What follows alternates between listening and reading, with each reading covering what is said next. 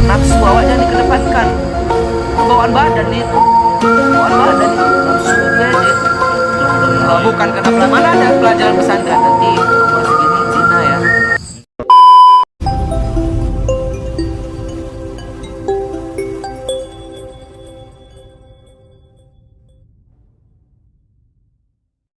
Sebelum mulai, mari kita pencet tombol semprotnya. Assalamualaikum warahmatullahi wabarakatuh. Welcome back to channel Selendang Hijau, kembali dengan bincang-bincang santai, tapi halnya viral semua nih, membahayakan. Kan kalau itu bilang. Tapi tetap kita ini nggak ada menyudutkan satu pihak. Good job. Dan channel ini memang membahas hal viral tapi dengan manfaat dan kesimpulan yang bagus. Good job. Bukan, oh ini ya, kita nggak ada menuduh itu ya. Oke, ini tema hari ini yang sedang viral beritanya nih tentang kasus asusila. Astagfirullahalazim. Nah, tuh di suatu tempat yang mengatasnamakan yang katanya itu pondok pesantren. Astagfirullahalazim. Nah, jadi kita nggak akan memfokus ke sana gitu. Jadi kita akan memberikan pemahaman yang sebenarnya di pondok pesantren itu seperti apa. Apakah ada oknum yang ingin menjelekkan pondok pesantren? Wow, sungguh pemikiran yang bodoh. Dengan kasus pencabulan atau hal yang lain-lain. Nah, jadi kita akan membahas ini nih hari ini. Ini mungkin insya Allah ada 2 part tentang pencabulan ini. Karena memang panjang ini, bahaya nih ada pencabulan ini. Satu aja lah. Satu aja. Allahu Akbar. Jadi itu dulu temanya tentang kasus pencabulan yang mengatasnamakan pondok pesantren. Begini penjelasannya. Silakan Ustaz. Jangan lupa subscribe. Bismillahirrahmanirrahim. Assalamualaikum warahmatullahi wabarakatuh. Segala puji bagi Allah Subhanahu wa taala yang masih memberikan kita nikmat yang banyak, karunia hidayah maupun inayahnya, sehingga kita masih berada di satu majelis yang insyaallah menceritakan tentang hal-hal kebaikan. Salawat dan salam yang kita haturkan kepada Rahman junjungan alam Nabi wa habibuna wa sayyidina Muhammad sallallahu alaihi wasallam. Semoga kita semua dan keluarga berhak mendapatkan syafaat beliau di yaumil mahsyar kelak. Amin. Sebenarnya ini kan yang dia bukan mengatasnamakan pesantren, Bang. Betul. Dia memang anak kiai. Tapi kita nggak usah sejauh itu, karena gini. Anak pribadi, bahkan kita pribadi nggak kenal sama beliau. Jadi kita bukan mau menceritakan beliau, tidak mau menceritakan beliau. Cuman bagaimana tanggapan kita tentang hal-hal yang seperti ini? Bukan mau diluruskan, siap. Kalau memang kita anggap ini lurus penyampaiannya, ya alhamdulillah. Silakan komentar di bawah ya. Kemudian membahas tentang ini, Bang. Itu kan ada kisi-kisi kebaikan dan keburukan. Ada 2 kan? Kebaikannya ya status misalnya anak kiai atau ustadz atau ulama. Itu kebaikan gitu. Kemudian ada halnya juga di samping itu keburukan. Hal-hal yang dilakukan gitu sesuai dengan berita atau informasi yang ini beredar kan gitu. Teringat kata-kata Ustaz Zirul semoga Allah Subhanahu wa taala lapangkan. Insyaallah. Beliau pernah bilang kayak gini, jangan mencampur adukkan antara kebaikan dan keburukan. Itu juga nggak boleh. Yang mau baik ya baik aja gitu. Yang mau neraka aja terus. Astagfirullahalazim. Gitu. Jangan udah neraka mau ke surga pula. Kita nggak ada tengah-tengah antara surga dan neraka. Contohnya seperti ini. Minuman mineral misalnya, air mineral gitu. Itu baik digunakan oleh manusia, dikonsumsi oleh manusia gitu. Akan tetapi bensin, pertalit gitu. Tamak satu bensin itu baik dikonsumsi oleh motor, bukan kita. Kendaraan kan gitu. Jadi misalnya di satu gelas gitu ada air mineral, ya kan? Air mineral, air putih gitu. kemudian dicampur dengan bensin gitu, baik nggak kita minum? Nggak bagus. Nggak bagus, tewas. Setengah air minum biasa mineral tadi, setengah lagi tuh bensin, nggak bagus, nggak cocok, nggak bisa. Kemudian oke, setengah air mineral, setengahnya lagi bensin, kita masukkan ke motor, bisa nggak? Nggak bisa juga. Tetap nggak maju nih, tetap nggak berguna, nggak bermanfaat hal-hal seperti itu. Maka yang bermanfaat itu harus diperjelas. Kebaikan, jangan kerjakan keburukan gitu. Jadi macam mana kalau beliau tuh bilang kayak gini, ada yang dia tuh sholat, puasa, sholat iya, puasa iya, zikiran iya, zakat iya, sedekah iya, togel iya, minum iya, judi iya, semua iya. Yang baik iya, yang dosa pun iya, itu enggak lempol-lempol nggak bisa. Astagfirullah. Nah, jadi lebih kurang istilahnya tuh jangan dicampur adukkan antara kebaikan dan keburukan. Oke, sejatinya kebaikan dalam sebuah hadis yang mafhumnya Rasulullah tuh udah bilang ke yang ditanya oleh sahabat, nama sahabatnya ini Allahumma sholli wa sallim ala sayyidina Muhammad. Nawas bin Sam'an Al-Ansari. Beliau tuh bertanya kepada Rasulullah, ya Rasulullah, kalau nggak salah ya nama sahabatnya ya, kalau salah mohon maaf lah, mohon koreksi ya, boleh juga. Jadi beliau bertanya kepada Rasulullah, ya Rasulullah gitu kan, coba beritahu kepada kami apa sebenarnya kebaikan dan keburukan itu, definisinya itu apa gitu. Maka kebaikan, kata Rasulullah, tuh hal yang membuat hati kita tuh tenang, lega. Oh my god, wow. Dan itu nggak bisa dibohongi. Dan keburukan itu hal yang membuat kita itu gundah gulana, risau. Dan itu nggak bisa dibohongi juga. Contoh hal kebaikan misalnya apa? Sedekah gitu. Dan ini kita bisa dikaji-kaji lagi nih masalah sedekah. Misalnya sedekah dengan hati yang ikhlas, itulah yang namanya kebaikan. Bisa aja sedekah sekedar ngasih gitu kan. Sedekah dengan hati yang ikhlas pasti itu tuh plong. Contoh, dia sedekah 1 juta, uang dia cuma 2 juta, setengah dari harta dia sedekahkan. Nah itu bermain tuh antara ikhlas sama nggak ikhlas. Iya. Kalau dia nggak ikhlas, berarti gundah. Jadi nggak risau. Dan itu nggak ada manfaat, nggak ada ketenangan. Berarti itu belum ada kebaikan dalam hatinya. Dalam perbuatannya itu belum ada kebaikan. Kenapa? Hati dia belum plong.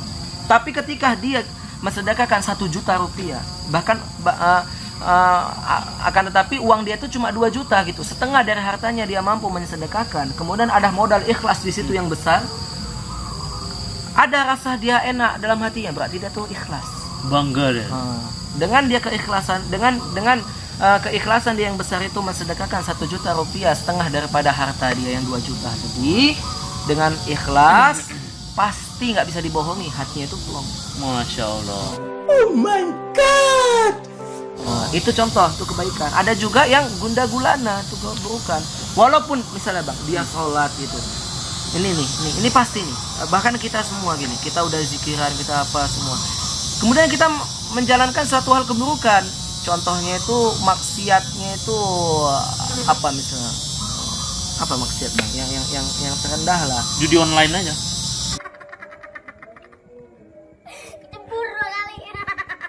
Misalnya lalai lah dia. Masnya nggak, oke lah. Misalnya nggak sholat lagi, gitu. Lewat sholat, gitu. Orang yang udah biasa sholat, tiba-tiba dia nggak sholat, pasti ada rasa gundah dia. Kayak ada yang kurang. Itulah keburukan tadi. Dan sejatinya keburukan perasaan, keburukan dengan kebaikan itu nggak bisa dibohongi, rasa dalam hati. Itu definisi keburukan dan kebaikan. Ana ada lagi mengutip satu tamsil. Ini. Kebaikan itu bagaikan obat. Diutarakan dengan nasihat. Nasihat itulah seperti suntiknya. Kau bilang kan. Yang mensuntikkan tuh dokter tuh ya ulama, ustadz, kiai, itu dokter tuh, gitu kan. Obat itu digunakan untuk apa? Untuk menyembuhkan penyakit. Dan penyakit ini bukan hanya saja mengendap kepada orang selain dokter, akan tetapi dokter pun juga berhak merasakan sakit. Suatu saat pasti dia pernah Dokter merasakan akan sakit. Siapapun yang merasakan sakit berhak Obati. Gitu. Jadi misalnya gini, ini contoh lah, ini contoh aja. Anak ustadznya, ini contoh. Ini abang orang awamnya nih, selain ustadz. Abang dalam keadaan sakit ini, ya kan?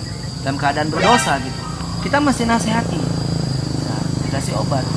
Oh, mentang-mentang awal dokter, mentang-mentang awal ulamanya gitu. Bukan berarti awak terus sehat terus, enggak. Awak pasti bakalan apa? Bakalan merasakan sakit suatu saat nanti, gitu. Dan caranya kayak mana? Kita suntik, kita kasih nasihat. Nah, itu. Jadi intinya gini, hikmah yang kita petik dari pembicara dari Tamsil tadi ini, enggak semuanya ulama atau kiai itu lurus atau mengerjakan amal baik aja. Kadang-kadang bisa ada ujiannya gitu. Contohnya yang kejadian ini Ustaz. Bisa boleh jadi, kalaupun memang betul halnya seperti itu dengan informasi yang ada, mungkin beliau ini sedang ada ujian. Itulah ujian untuk beliau, dan kita berhak menasihati. Tapi menasihatinya jangan, dan yang berhak menasihati itu dokter, Bang. Sesama dokter ya. Bukan yang udah nggak tahu apa-apa, nggak tahu tentang agama, tiba-tiba main cemooh aja. Ini yang iyanya dengan gamplangnya, dengan kepalanya yang merah, dia bilang pondok pesantren ini aneh-aneh. Itu lagi. Wow, sungguh pemikiran yang bodoh. Itu nggak boleh, itu nggak ada sangkut paut. Jangan gitu, nggak boleh. Itu tadi, kebaikan sama keburukan nggak bisa disatukan. Nggak bisa kita bahas, males lah aku di pondok, sampai pada akhirnya gitu, males lah aku mondokkan anak pesantren. Kenapa? Nanti dicabuli. Malah pondok pesantren gini-gini. Saya pada akhirnya pondok pesantren bukan pondok pesantren yang salah. Maka manusianya. Maka anak pernah bilang juga sama anak murid, Bang, yang mau masuk, calon anak murid, calon anak santri yang memasukkan kan itu. Pak Bu bilang kan, pelajaran di sekolah selain pesantren itu bagus, semuanya bagus.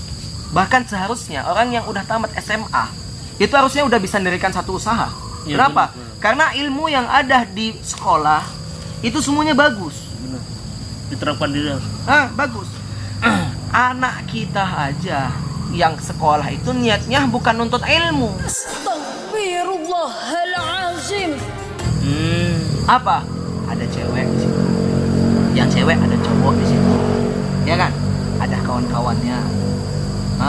Bisa pacaran, bisa main-main, bisa bergaya-gayaan, bisa hanya bermain.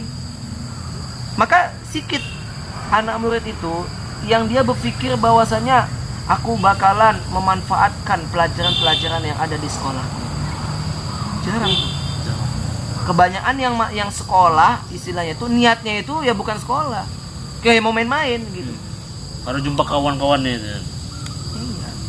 Maka kita nggak bisa salahkan pesantrennya misalnya, atau sekolahnya tadi nggak bisa kita salahkan. Loh, anakku tamat SMA kok nggak bisa jadi apa-apa? Tamat kuliah kok nggak kerja, nggak bisa, nggak diterima di sini di situ, nggak bisa kita salahkan kuliahannya, nggak bisa kita salahkan pesantrennya, salahkan diri kita sendiri. Oknumnya. Ana juga pernah nengok ceramah Ustadz Adi Hidayat. Coba kita Bang. Tapi juga jangan dibawa-bawa masalah kebaikan, masalah entah beliau kiai misalnya atau anak kiai. Biarkan kebaikannya terus mengalir, mudah-mudahan diterima oleh Allah Subhanahu wa taala. Dan keburukan, maka tapi yang perlu kita tuntaskan, kita nasihati penyakit yang mengendap tadi apa? Misalnya entah tadi yang kasus asusila tadi. Itunya aja kita fokus di situ, jangan bawa yang lain. Apa? Yang pernah juga anak tadi yang baca cerita juga ceramahnya Ustadz Adi Hidayat. Insyaallah beliau, kalau ada satu, maaf cakap nih ya, bukan ada wanita bercadar tapi dia nggak sholat, jangan cadarnya yang disalahkan. Nggak sholatnya, jangan bercadar kok posting kok joget gini, jangan cadarnya. Cadarnya dibilang baik, kamu itu cadar baik. Kalau memang jangan ya kita bela lah Islam. Masa udah kayak gitu-gitu kesempatan kita untuk Nembak deh tuh. untuk nembak Islam. Jangan. Kita bela Islamnya itu dengan cara seperti apa? Misalnya nggak baik nak kayak gitu, pakai jilbab tapi kok joget-joget. Boleh. Misalnya nggak baik nak, kan gitu misalnya. Udah, karena Islam ini suci nak, bilang aja kayak gitu. Itu sama dengan kamu mengkotori Islam. Udah gitu, kita tetap tinggikan Islamnya. Perilakunya itu kita salahkan. Itu jangan. Wah, cuma bercadar. Bagus nggak bercadar, bagus nggak berjilbab, tapi soleha. Apanya soleha? Oh belum. Solehot yang ini. Macam tak betul je budak ni. Dia Astagfirullah. soleha itu ya dia menutup auratnya, menjaga dirinya, menjaga kehormatannya, menjaga daripada perhiasannya, kemudian menjaga akhlaknya, hablum minannas wa hablum minallah. Dia menjaga baik hubungannya dengan manusia, dengan Allah juga seperti itu. Itu namanya soleha. Jangan yang di Allah tidak, di manusia iya terus dibilang soleha. Atau sama dengan gitu di Allah menjaga hubungan dengan Allah baik sama manusia enggak terus soleha juga enggak. Dua-dua tuh harus Setara. 100%. Enggak ada soleha 50%. Cemburu kali. Enggak ada ya, Zat. 100% semua. Kadang kan orang saking pandainya, ibarat kayak kita pakai topi. Gue salah topi celana. Udah tahu celana ukuran S. Kita ukuran L. Yang disalahkan celananya, terus salahkan badan kita. Badan kita, Pak. Pakai anak Nanti bayi. malah disalih pabriknya pula tuh. Pabriknya nggak betul nih. Astagfirullah. Kenapa kok bisa buat kecil kan saya kecil? Karena ada anak-anak kecil yang mau make. Kenapa kau make? Badanmu sebesar gajah. Astagfirullah. Allah. Mending bang gajah sebesar awak. Astagfirullah. Insya Allah lah, mungkin kadar demikian aja. Istilahnya intinya itu jangan bawa-bawa kebaikannya. Kalau kita mau menserang, kita serang tuh keburukannya. Memang nggak baik. Zina tuh nggak baik bang. Siapapun yang pakai zina tuh nggak baik. Mau dia dari pesantren, mau dia dari luar pesantren, itu dibenci zina. Zina itu. Nggak boleh gitu. Terus yang pesantren nggak boleh zina, yang orang luaran boleh zina. Nggak juga. Entah karena Zinahnya nggak boleh. Jadi kebaikannya tetap boleh. bagi orang-orang yang belum masuk pesantren, kemudian dia suci daripada zina, tambah kebaikannya dengan masuk pesantren. Pesantren. Itu pelajari kebaikannya, ilmu-ilmunya pelajari karena semua kebaikan di situ. Nafsu awak jangan dikedepankan. Itu bawaan badan itu. Bawaan badan itu, nafsu dia aja itu. Terus udah mulai. Bukan karena mana ada pelajaran pesantren. Nanti atau umur segini zina ya. Sebelum nikah zina aja dulu biar tahu nih punya anak Wow, sungguh pemikiran yang bodoh. tangga. Enggak ada pelajaran kayak Kecuali gitu. Syiah. Itu ada tuh. Kita juga gitu awal nggak ngerti lagi itu nanti lah itu bahasnya. Pembahasan nanti tuh ya. Itulah insyaallah lah. Oke, guys, itu tadi agak kita ngegas sedikit. Nah, pembahasannya memang ngeri kali, keras nih. Kalau kata anak-anak metal zaman sekarang cadas. Masya Allah. Insyaallah. Jadi tetap stay tune ya guys, tekan tombol subscribe, like, comment, and share di channel Selendang Hijau agar dapat mendapat info-info terbaru dan update tentang kegiatan kita semua lah. Insya Allah nanti kita akan ke depan itu. Dan jangan lupa bagi donatur yang ini abis ngegas lupa di skenario jadinya. Jadi untuk donatur sekalian, kami dari Pondok Pesantren Mahabbatul Quran dan juga manajemennya Selendang Hijau mengajak para donatur lah, kalau kita bilang mengajak kebaikan untuk membangun, untuk menyisihkan sedikit daripada gajinya yang masya Allah ya, untuk membangun pondok pesantren. Dan nomor rekeningnya ada kembali di bawah, kembali di bawah ini ya. Oke, segitu dahulu kami manajemen Selendang Hijau undur diri. Assalamualaikum warahmatullahi wabarakatuh. Bye. Allah. Kok ngegas tuh jadi gara-gara